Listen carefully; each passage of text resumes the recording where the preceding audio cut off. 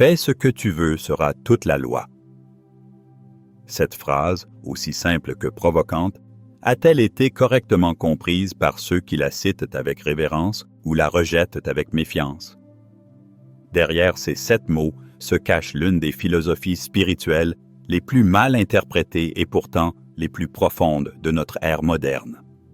La loi de Thelema, souvent réduite à une apologie de l'individualisme débridé, porte en réalité un message bien plus subtil et transformateur sur notre nature véritable et notre destinée cosmique. Au cœur du tumulte de la Belle Époque, alors que l'ancien monde craquait sous le poids de ses contradictions et que le 20e siècle s'annonçait dans les douleurs de l'enfantement, un homme énigmatique proclama l'avènement d'un nouvel âge spirituel. Edward Alexander Crowley, plus connu sous le nom d'Aleister Crowley, affirmait avoir reçu en 1904, au Caire, la dictée d'un texte mystérieux qu'il nomma le Livre de la Loi, Liber Aelvel Legis. Ce manuscrit constitue le fondement de ce qui allait devenir le système Thélemiqueune philosophie spirituelle, dont l'influence souterraine continue de façonner notre culture contemporaine. Pour comprendre véritablement la loi de Thelema, nous devons d'abord nous libérer des nombreuses idées reçues qui l'entourent. Contrairement à une interprétation superficielle, « fais ce que tu veux » ne signifie nullement « fais ce qui te plaît » ou « cède à tous tes caprices ». Cette confusion fondamentale a alimenté d'innombrables malentendus et critiques hâtives. Pour saisir la profondeur de cet axiome, nous devons explorer la signification précise du terme thelema lui-même et son contexte philosophique. Le mot thelema vient du grec thelima, thelema, qui signifie volonté, ou plus précisément volonté divine. Ce terme apparaît notamment dans le Nouveau Testament, dans la prière du Notre Père. Que ta volonté, thelema, soit faite sur la terre comme au ciel.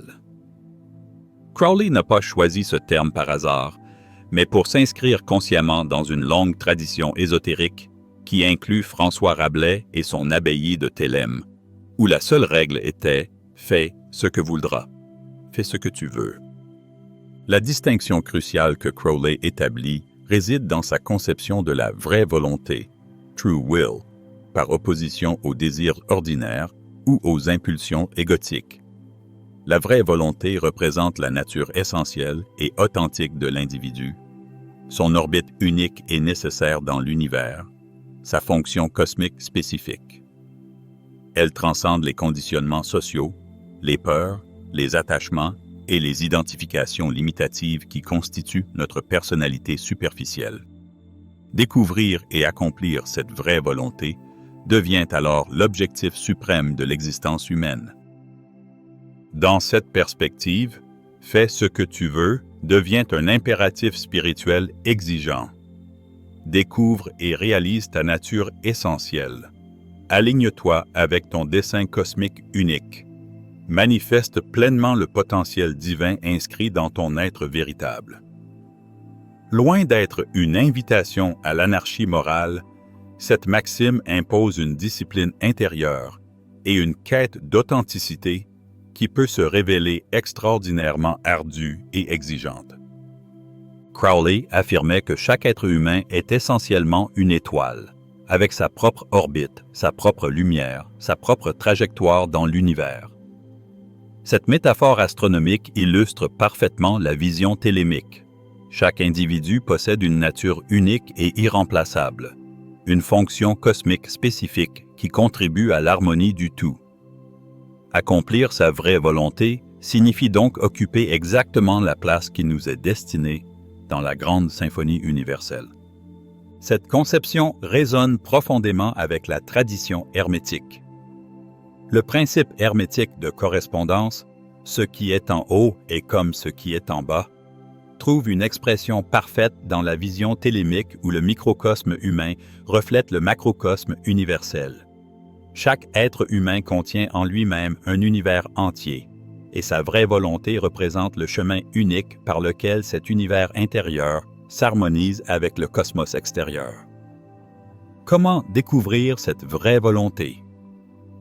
Crowley propose plusieurs voies complémentaires, combinant des pratiques issues de diverses traditions spirituelles. La méditation, le yoga, les rituels magiques, l'exploration de la sexualité sacrée et l'usage de techniques extatiques visent tous à dissoudre progressivement les voiles de la personnalité conditionnée pour révéler la nature essentielle. Le journal magique, où l'on consigne minutieusement ses expériences, pensées et intuitions, constitue également un outil précieux dans cette exploration. Crowley insiste particulièrement sur l'importance de l'expérience directe par opposition à la croyance aveugle ou à l'adoption de dogmes préétablis. Le scepticisme est le commencement de la foi, écrit-il, encourageant une attitude d'investigation scientifique appliquée aux domaines spirituels. Cette approche expérimentale et empirique distingue nettement la téléma des religions conventionnelles basées sur la révélation et l'autorité. La seconde partie de la loi de Thelema, souvent omise dans les discussions superficielles, est tout aussi cruciale. L'amour est la loi, l'amour sous volonté. Cette formulation révèle la dimension éthique et relationnelle du système télémique. L'amour ici n'est pas simplement un sentiment, mais une force cosmique fondamentale, l'énergie qui unit et harmonise toute chose dans l'univers. Cet amour, cependant, doit être guidé par la vraie volonté, sous-volonté, pour atteindre sa pleine expression. Sans cette direction consciente, l'amour peut dégénérer en attachement possessif, en projection émotionnelle ou en sentimentalisme stérile. L'amour véritable reconnaît et honore la nature essentielle de l'autre, sa propre étoilité, son droit inaliénable à suivre sa propre orbite cosmique. Cette vision génère naturellement une éthique de respect mutuel et de non-interférence. Si chaque être a le droit et le devoir de suivre sa vraie volonté, nul n'a le droit d'imposer sa volonté à autrui ou d'entraver l'accomplissement de sa nature essentielle. Crowley écrit « Tu n'as nul droit que de faire ta volonté. Fais cela, et nul autre ne dira non. » Cette formulation établit clairement les limites de la liberté télémique. Elle s'arrête précisément là où commence la liberté d'autrui. Un autre concept fondamental de la téléma est celui de la éon, une ère spirituelle caractérisée par une formule cosmique spécifique qui influe sur l'évolution collective de l'humanité. Selon Crowley, nous sommes entrés en 1904 dans l'Ion d'Horus, l'âge de l'enfant couronné et conquérant, succédant à l'Ion d'Osiris, caractérisé par les religions du dieu mourant et ressuscitant, et à l'Ion d'Isis, marqué par les cultes de la déesse mère. L'Éon d'Horus représente une ère de synthèse, d'intégration des opposés et de réalisation individualisée. Il marque la fin de la morale fondée sur l'opposition artificielle entre le bien et le mal, et l'avènement d'une éthique basée sur l'authenticité et l'alignement avec sa nature essentielle. Cette vision d'une évolution spirituelle collective par âge cosmique relie la téléma aux traditions cycliques que l'on retrouve dans l'hindouisme, avec ses yugas, ou dans l'astrologie, avec ses ères précessionnelles. La cosmogonie télémique décrit 3 principes divins fondamentaux, représentés par la triade égyptienne d'Isis, Osiris et Horus. Nuit, nuit, la déesse du ciel étoilé, symbolise l'espace infini, le potentiel illimité, la conscience pure au-delà des formes. Hadith représente le point de vue, le centre de l'expérience, la singularité qui permet à l'infini de se connaître lui-même. Rahur Quit, l'enfant couronné et conquérant, incarne l'union dynamique de ces polarités complémentaires manifestées dans le monde phénoménal. Cette trinité cosmique se reflète dans la structure même de l'être humain, composé selon Crowley d'un corps physique, le véhicule, d'une âme, la conscience individualisée, et d'un esprit, l'étincelle divine immortelle. L'initiation télémique vise à harmoniser ces 3 aspects, culminant dans ce que Crowley nomme la connaissance et conversation du Saint-Ange gardien, l'expérience directe de sa nature divine la plus élevée. Un aspect souvent mal compris de la téléma concerne son rapport aux anciennes traditions religieuses. Contrairement à une idée répandue, Crowley ne rejetait pas les religions établies, mais cherchait à en extraire l'essence ésotérique au-delà des formes exotériques. Il considérait que toutes les traditions spirituelles authentiques pointaient vers la même vérité fondamentale, mais que leurs expressions culturelles et leurs formulations dogmatiques avaient souvent obscurci ce noyau commun. Dans cette optique, la Thelema se présente non comme une nouvelle religion, mais comme une méta-religion, une approche syncrétique qui intègre et transcende les systèmes précédents. Crowley incorpora dans son système des éléments du bouddhisme, de l'hindouisme, du taoïsme, de la kabbale juive, du gnosticisme chrétien, de l'hermétisme égyptien et de nombreuses autres traditions, les reconfigurant à la lumière de la nouvelle formule éonique. Un autre pilier de la philosophie thélémique est l'importance accordée à l'équilibre entre les forces apparemment opposées. Contrairement au système dualiste qui oppose esprit et matière, bien et mal, masculin et féminin, la Thelema vise leur réconciliation dans une synthèse supérieure. Cette approche non dualiste se manifeste notamment dans la conception thélémique de la sexualité, considérée non comme un péché ou une simple fonction biologique, mais comme une expression sacrée de l'énergie créatrice cosmique. Les pratiques de magie sexuelle élaborées par Crowley, inspirées en partie du tantrisme hindou et du taoïsme chinois, visent à transmuter l'énergie sexuelle en force spirituelle à travers la conscience focalisée et l'intention dirigée. Ces pratiques controversées lui valurent d'être violemment attaquées par la société victorienne, mais elles anticipaient à bien des égards la révolution sexuelle du XXe siècle et la réhabilitation progressive de la sexualité comme dimension légitime de l'expérience spirituelle. La structure initiatique créée par Crowley pour transmettre les enseignements thélémiques, l'Ordo Templi Orientis, OTO, combine des éléments de la franc-maçonnerie, du rosicrucianisme et des traditions tantriques. Les différents degrés de cette organisation correspondent à des étapes progressives de compréhension et d'intégration des principes thélémiques, culminant dans la révélation des mystères les plus profonds de la magie sexuelle.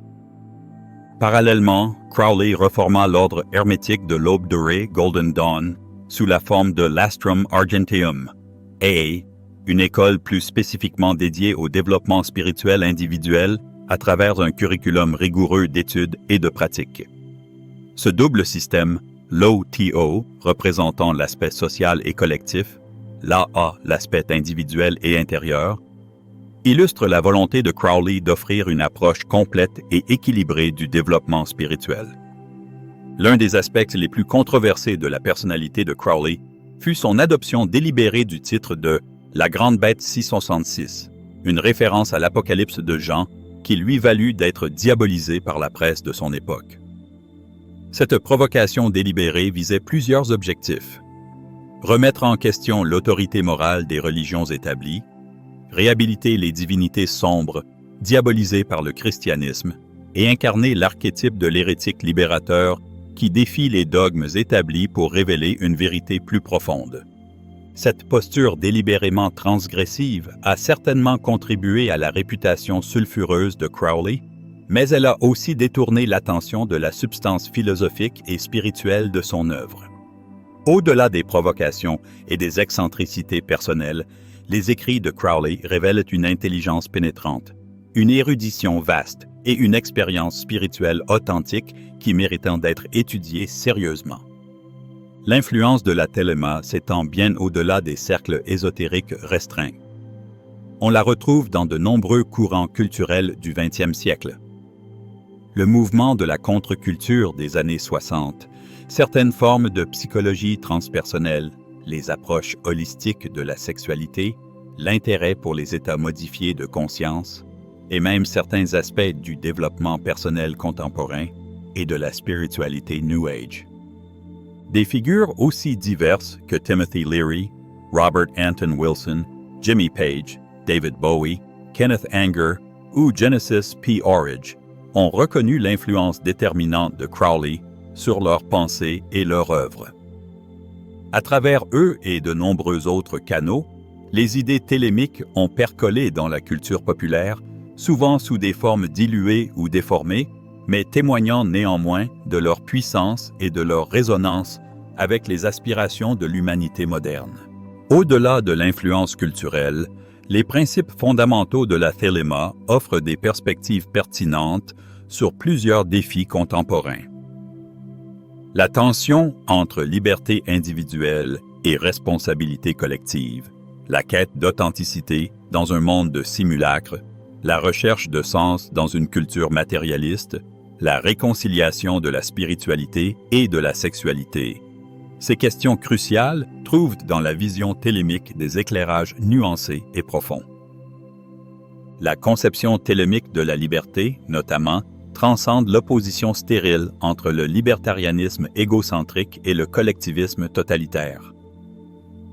En définissant la liberté comme la découverte et la réalisation de sa nature essentielle, et non comme la satisfaction des désirs égotiques, la Thelema propose une voie médiane qui honore à la fois l'unicité irréductible de chaque individu et l'interdépendance fondamentale de tous les êtres. De même, l'approche télémique de la sexualité, qui la reconnaît comme une force sacrée tout en la libérant des cadres moraux répressifs, offre une alternative tant à la marchandisation désacralisée du corps qu'aux interdits religieux traditionnels. Cette vision d'une sexualité consciente, éthique et spirituellement significative résonne profondément avec les aspirations de nombreuses personnes cherchant à réconcilier leur spiritualité et leur sexualité. La formule télémique. Chaque homme et chaque femme est une étoile, anticipe également de façon remarquable les préoccupations contemporaines concernant l'égalité des genres et le respect de la diversité. En affirmant la divinité inhérente et l'autonomie spirituelle de chaque être humain, indépendamment de son genre, de sa race ou de toute autre caractéristique contingente, Crowley posait les bases d'une spiritualité résolument universaliste et égalitaire. Cependant, il serait malhonnête de passer sous silence les aspects problématiques de la vie et de l'œuvre de Crowley. Ses excès personnels, son usage de drogue, certains de ses comportements relationnels et quelques formulations dans ses écrits peuvent légitimement susciter des critiques. Comme tout système philosophique ou spirituel, la Thelema doit être abordée avec discernement, en distinguant les principes fondamentaux des contingences historiques ou des limitations personnelles de son fondateur. La vision télémique du développement spirituel implique ultimement la transcendance de toute autorité extérieure, y compris celle de Crowley lui-même. Comme il l'écrivait, « Le succès est à preuve », signifiant que la valeur d'une pratique ou d'une idée se mesure uniquement à ses fruits concrets dans l'expérience vécue. Cette approche pragmatique et expérimentale invite chacun à tester les principes télémiques dans le laboratoire de sa propre vie, en conservant ce qui s'avère véritablement libérateur et transformateur. Au cœur de la Thelema se trouve finalement une vision profondément optimiste de la potentialité humaine. Loin de considérer l'humain comme fondamentalement déchu ou pécheur, Crowley affirmait notre nature divine essentielle et notre capacité à manifester cette divinité à travers la découverte et l'accomplissement de notre vraie volonté. Cette perspective résonne avec les traditions non-duelles qui reconnaissent l'unité fondamentale de l'humain et du divin. Chaque homme et chaque femme est une étoile. Cette affirmation simple mais révolutionnaire résume l'essence de la vision télémique. Elle nous rappelle notre nature lumineuse essentielle et notre place unique dans la constellation cosmique. Elle nous invite à briller de notre lumière authentique, sans imiter la lumière d'autrui, ni obscurcir leur éclat par notre interférence. En conclusion, au-delà des controverses et des malentendus, la loi de Thelema nous offre une vision à la fois exigeante et libératrice de notre potentiel humain. Elle nous appelle à transcender les conditionnements limitatifs, à découvrir notre nature essentielle et à manifester dans le monde notre lumière unique avec courage et intégrité. Ni philosophie de l'égoïsme débridé, ni système moral conventionnel. Elle représente une voie du milieu qui honore à la fois notre singularité irréductible et notre interdépendance fondamentale avec tous les êtres. Si cette exploration des profondeurs véritables de la loi de Téléma a élargi votre compréhension et suscité en vous de nouvelles réflexions, je vous invite à exprimer votre appréciation en laissant un « j'aime » à cette vidéo. Votre soutien nous encourage à continuer de partager ces perspectives nuancées sur des sujets souvent mal compris ou caricaturés dans le discours public. Pour recevoir régulièrement d'autres explorations des traditions spirituelles et philosophiques dans leur profondeur authentique, je vous invite à vous abonner à cette chaîne. Ensemble, nous continuerons de dépasser les simplifications hâtives pour découvrir la sagesse subtile qui se cache souvent derrière les apparences controversées.